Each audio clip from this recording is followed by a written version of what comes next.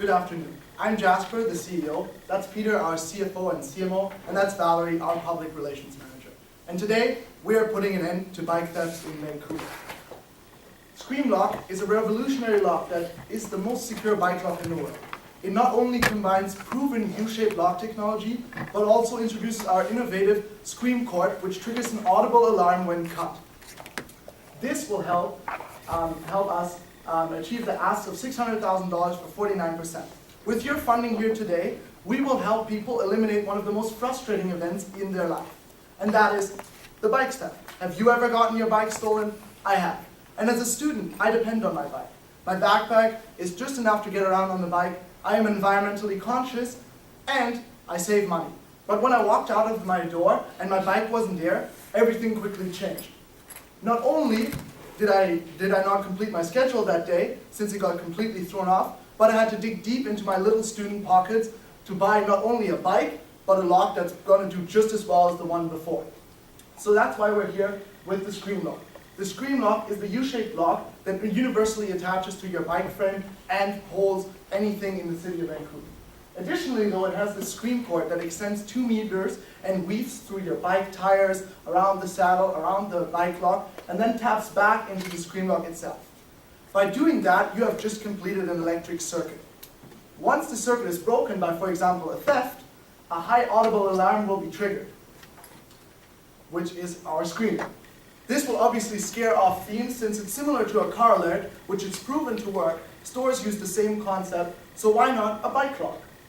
Additionally, a 3G unit within the lock itself will send a message to your SMS or email, depending what account you set up with us. This SMS or email will include a link that will help you shut off the annoying alert.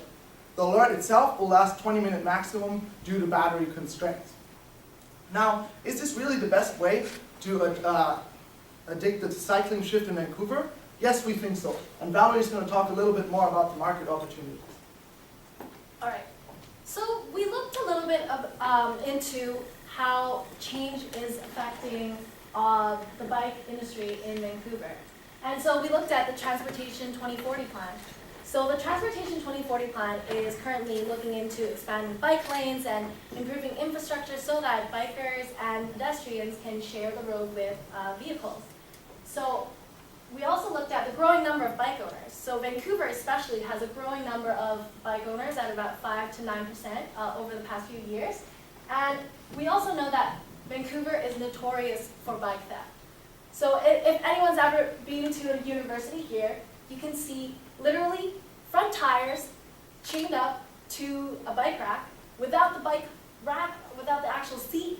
There's nothing there except the front wheel. And it's really, really frustrating.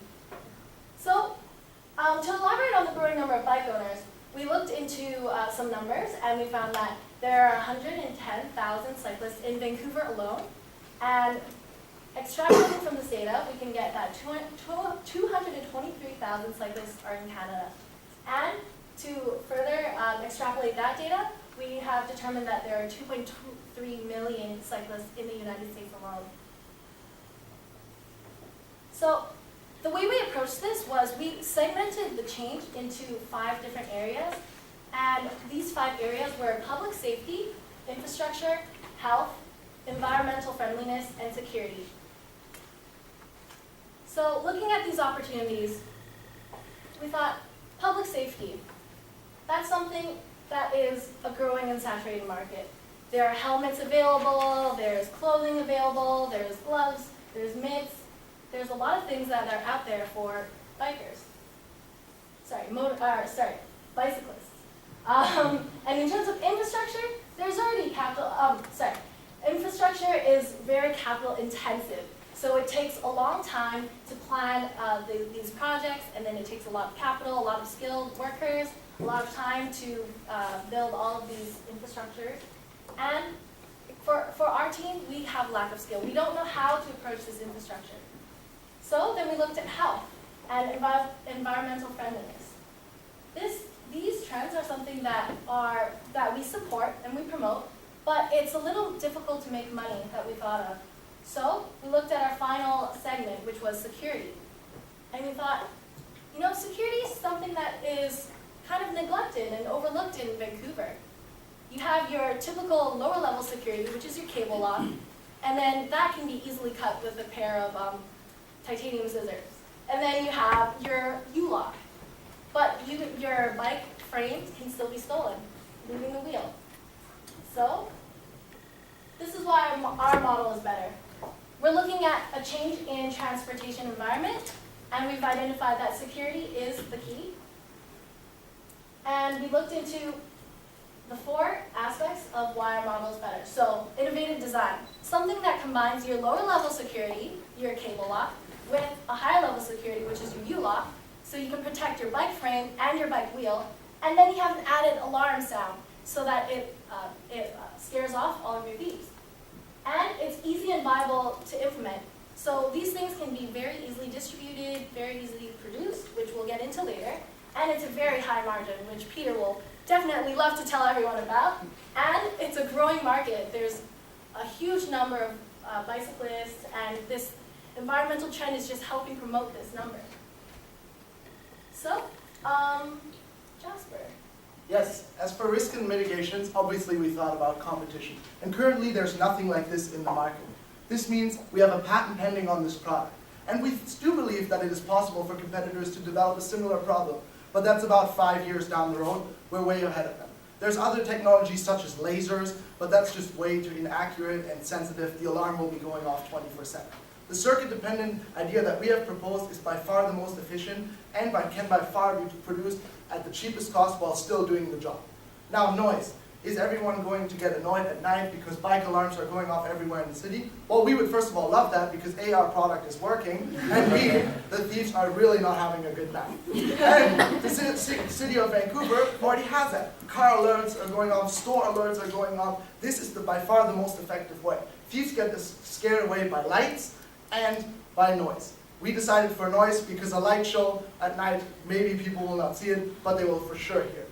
Now, our favorite risk, everyone has a screen lock. Well, this of course puts a dependence on our product, because as soon as people go back to the inferior old locks, the thieves will target those, because our product has become famous for not failing and for scaring every thief off that comes in. Additionally, the city of Vancouver has done everything to plan out bike lanes, protect bike lanes with a system that's unique in Canada, so therefore the market will for sure grow, especially with the environmentally conscious trend in Vancouver. Now, Peter, how are we going to market this to our trend? Great, thanks, Jasper. So far, Jasper's told us how the product works. And Valerie told us why our market is growing and why the rest of the other opportunities were available. We looked at doing a bike sharing service. But that doesn't work. There's too many that are out there and they're not profitable. What's important, or what I'm going to tell you is why our product is going to be the best, how we're going to market it, and what the financials look like. So first of all, I want to look at marketing. Marketing really breaks down into 3 sections. The first is paid advertising. So paid advertising is basically, this is all meant to drive people to our website, in which case we'll sell the bike box online. And I don't think we've actually done a good enough job of explaining that, so maybe we'll start there. So essentially we've got several sales channels. The first currently, and our only currently, is retail through niche stores. And we've sold roughly 200 bike blocks at a niche bike retailer already. We also have an order for 2,000 units to be moved out across the rest of their stores across Canada. Just to interject, this is an existing product? This is an existing product that we've developed, yes. And you're already selling it? Yeah, like I said, we have 200 units in sales, and we have an order for 2,000 more. Great. And so the 3 channels that we're going to look at moving forward, one is online, selling directly from our website. The second is in retail, that's going through the niche retailers that we've gone through already. And the third is wholesale. Wholesale would help us get into retail stores like Walmart, Best Buy, the larger retailers that we don't have access to currently. So I'm going to start with marketing on our website. So there's 3 things that we're going to do to achieve this. The first is paid advertising.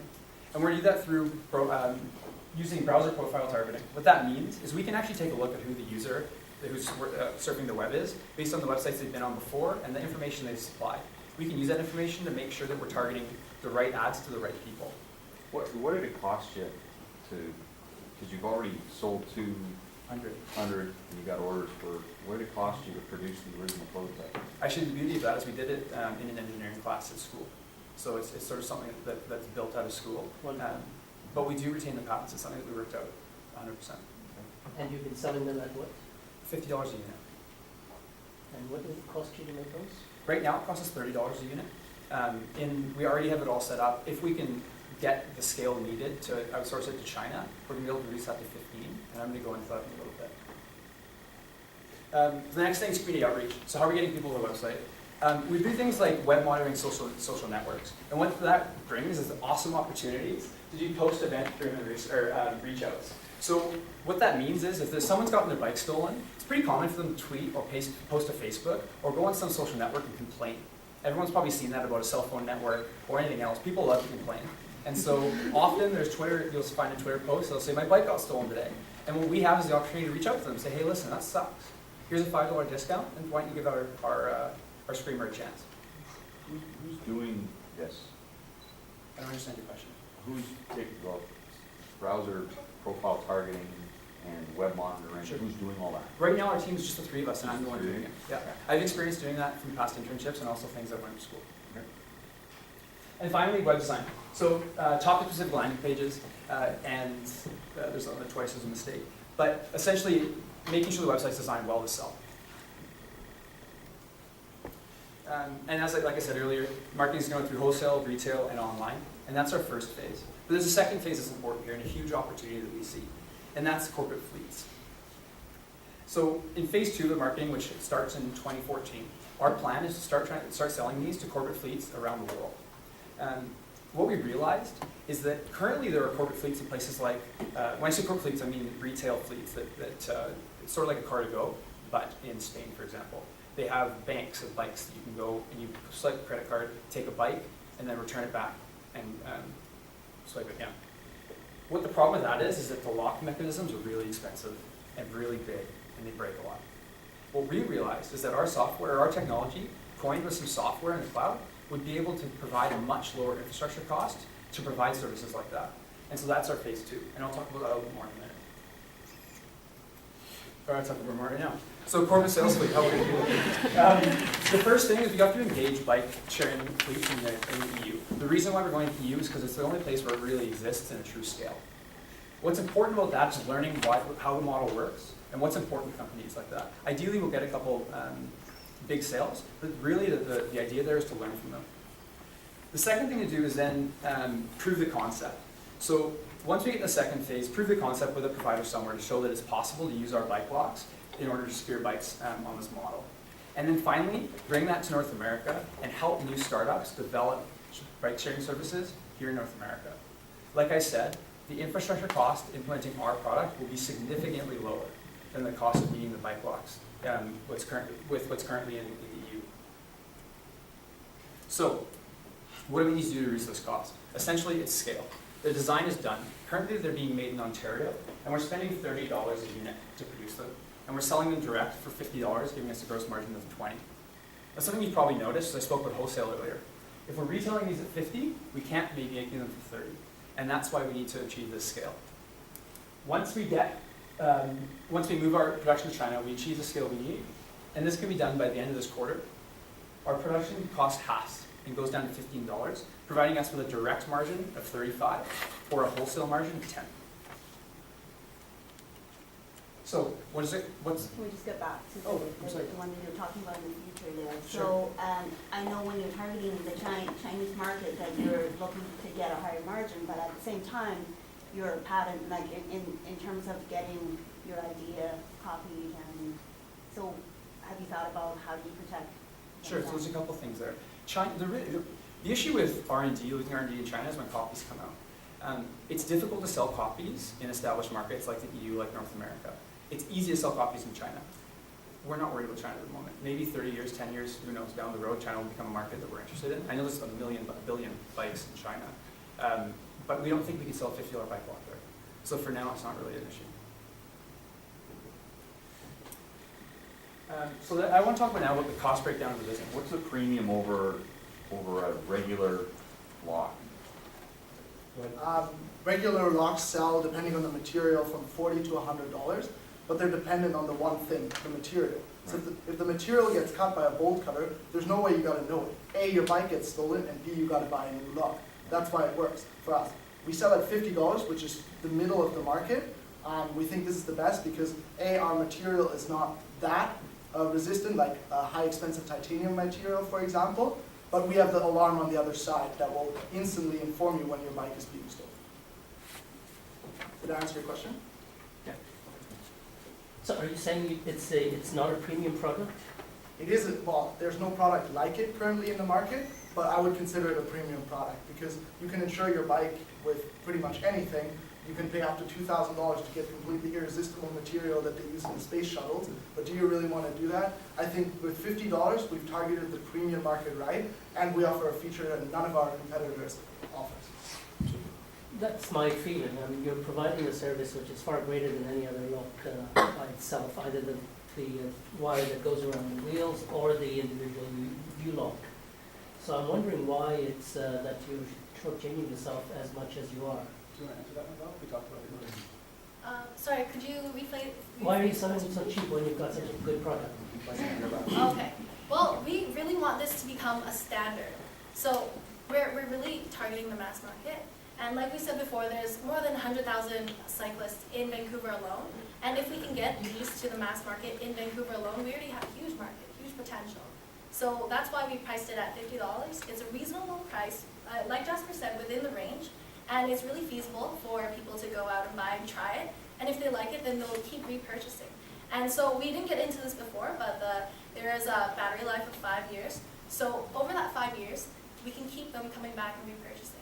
So it's a sustainable and very feasible business So model. keep them coming back for the batteries?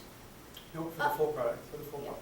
It's a one-time lock, so as soon as the wire is cut, the product is going to send up the alarm for 20 minutes and then die down. You have to buy it again. So every time your bike gets stolen, you do not want to spend $250 on a premium product. You want a $50 thing that works, that warns you and scares the thief away, and then, because it works, you're going to go to the store and exactly buy the same thing. And it's only $50, so your neighbor might do the same thing, being like, hey, I heard the alarm going off at your door. Was that your car? Are you all right? No, it was actually my bike, and it's still there. So he's definitely interested in doing that. And the same rules apply when your battery dies. You can't replace the battery. You're going to be You have to buy replacing it the whole for lock. Yes, How long does the battery last? 5 years. 5 years. And if you think about that, at a $50 cost, I mean, what's that, $10 a year. So we felt that it was reasonable. So I want to talk now about the cost breakdown of the business. So the one on your left is a now, and the one on the right will be next year. So this year, we're spending 50% on inventory, and that's basically just buying the locks that are produced in Ontario. We have 20% overhead, and that's just our office costs, and 20% R&D. The reason why R&D increases and overhead increases to next year is because we're talking about selling it with a new model. We're talking about selling to corporate fleets, and we understand that'll take a sales team that we don't currently have. So we've priced in a higher overhead percentage to account for that new sales team. We've also priced in a higher research and development, and that's because we need to develop a cloud service that will be able to talk with our locks to a greater degree of complexity than it currently does. And for that reason, we need to invest in R&D and make sure the system works. So I apologize for the way this is presented. We had several technical issues today, and one of them was not getting the graph up. What's important to really realize here, though, is we've taken a conservative 12.5% per quarter increase in sales. And we're looking by the end of next year at almost $200,000 in sales. And this is just direct sale. We haven't modeled out the wholesale because we haven't begun the wholesale. We weren't sure how to do that. What's important, we looked at similar companies to ours, and 25% to 50% wholesale is normal, which means that we could expect somewhere around 50 to 100 grand more in sales through the wholesale channel. So now I want to talk about implementation. We talked What's about gonna- return. I'm sorry? We talked about return somewhere. A return on which? The business? You mean Yeah. how we're going to exit? Return on sales. Oh, absolutely. Um, So I think we talked. You got, yeah, I guess I see gross margin, but where the expenses and what falls to the bottom line, I guess. Right. I mean, for our business right now, there really isn't much of a bottom line, to be honest. Our overhead is almost non-existent. Like I said, all of our research and development up to this point has been done at school, and the rest of the work's been done by the three of us. So our overhead right now is zero. And moving forward next year, we even asked $600,000 because that's what we need to spend to be in operation next year. So the overhead there, what you can see is 120 grand, right? So you want to go through the sales. So if we're going to sell here's the sales. We're going to sell, by the end of next year, $115,000 in sales and only $34,000 in cost of goods sold. So then you add our $120,000 of overhead into that, and we're still. Was it quarterly sales, all right? That's a quarter. Those are quarterly sales, correct. So I mean, it's clear that we're making money. Like I said, we've got 120,000 in the first year in overhead costs, and we're looking at roughly 150,000 in cost of goods sold. So implementation, quarter one. We want to ship and produce the 2,000 current orders that we have. Like I said, we need the capital to invest in this inventory and get them out the door. For their secure orders? Judges or can't what be was it? speaking right now. Oh. Period's been over. Thank you. Okay. No, finish up. Okay, here, I'll finish up. So like I said, we're going to focus on retail, wholesale, and online until Q4, at which point we start our corporate fleet sales. The whole time, we're doing R&D in fleet technology, personal bike, and an insurance program that I wanted to bring up because an add-on down the line that we're looking at is actually insuring the bike. So we're so confident in the way that our bike lock works, and we're so confident it won't get lost, that we're willing to insure it.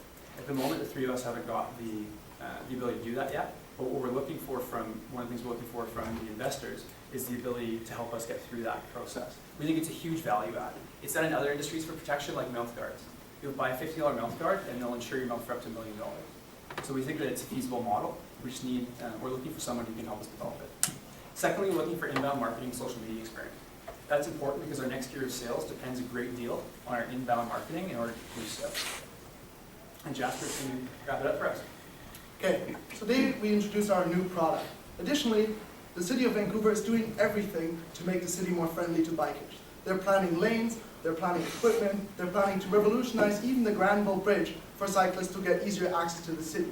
But why are you incentivized to ride a bike when this city has one of the highest theft rates in the country? Our lock is an essential thing to your bike needs, and without our lock, your bike will get stolen, and you will not like riding your bike anymore because it might get stolen the next day. But thanks to our lock, we'll not only make a lasting impact on cyclists in Vancouver, but also a lasting impact on thieves in Vancouver. Because if you do not have our lock, your bike will get stolen, and if you have our lock, in the future, you'll even get insured for it. So today, make an investment for yourself and the city. Thank you.